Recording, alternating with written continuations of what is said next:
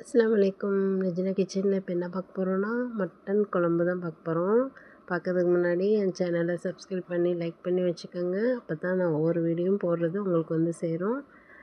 Support பண்ணுங்கள். இப்போ வந்து ஒரு குக்கரில் நல்லெண்ணெய் ஊற்றிக்கோங்க. ஊற்றிட்டு சின்ன வெங்காயம் கட் பண்ணி போட்டுக்கோங்க.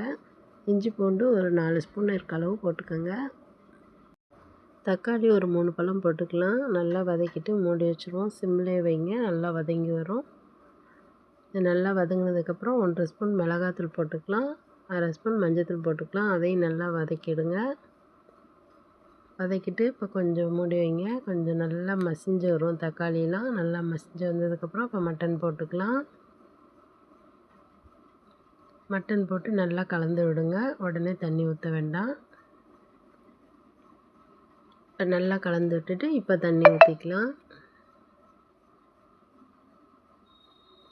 தண்ணி ஊற்றிட்டு 3 விசில் வச்சு நம்ம ஆஃப் பண்ணிக்கலாம்.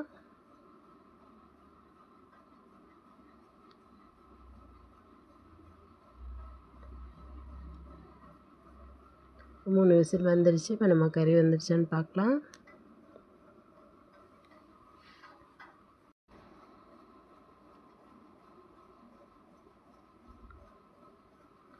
கறி நல்லா வெந்துருச்சு. இப்போ வந்து நம்ம உருளைக்கிழங்கு கட் பண்ணி வச்சுருக்கோம், அதையும் போட்டுக்கலாம்.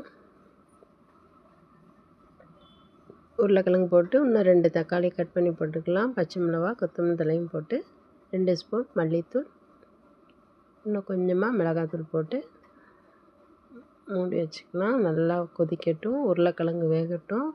தண்ணி உங்களுக்கு வேணும்னா ஊற்றிக்கோங்க, இல்லாட்டி அந்த கறி வேக வச்ச தண்ணியிலே நம்ம உருளைக்கிழங்கு போட்டு வேக வச்சுக்கலாம். இது நல்லா வெந்ததுக்கப்புறம் நம்ம தேங்காய் அரைச்சி ஊற்றிக்கலாம்.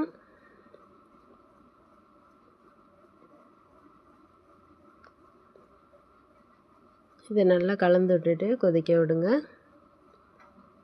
இது நல்லா கொதித்ததுக்கப்புறம் கொஞ்சம் சிம் பண்ணி நல்லா மூடி வச்சிட்டிங்கன்னா நல்லா எண்ணெய் பிரிஞ்சு நல்லா தலை தலைன்னு வரும். இந்த குழம்பு சாப்பாட்டுக்கும் ஊற்றிக்கலாம். பரோட்டா, சப்பாத்தி, இட்லி, தோசை எல்லாத்துக்கும் சூப்பராக இருக்கும். என் வீடியோ பிடிச்சிருந்தா லைக் பண்ணுங்கள், ஷேர் பண்ணுங்கள், கமெண்ட் பண்ணுங்கள், மறக்காமல் சப்ஸ்கிரைப் பண்ணுங்கள். Okay bye. அஸ்ஸலாமு அலைக்கும்.